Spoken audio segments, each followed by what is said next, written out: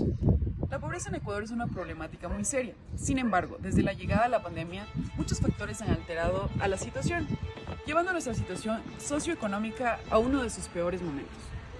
En este video se tratará de responder a la pregunta: ¿cómo aumentó la pobreza por la pandemia en Ecuador? Para hablar de pobreza, primero debemos entender qué significa.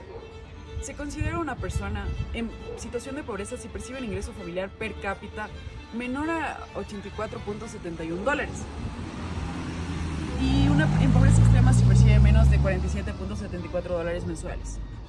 Tomando esto en cuenta, a raíz de la pandemia, Mayra Ortega menciona que durante la pandemia se produjo un incremento del 32.4% en pobreza, 14.9% en pobreza extrema, 5% en el desempleo y una disminución del 5% de los ingresos totales en Ecuador.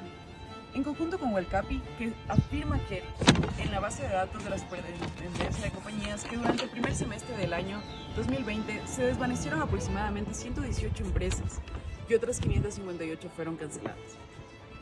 Estos datos indican que existió una recesión económica en la pandemia que dejó marcas en la pobreza y pobreza extrema del Ecuador. Se estima que alrededor de 115.000 trabajadores fueron desempleados y de esos 6.000 empleados fueron despedidos sin liquidación, nos dice López.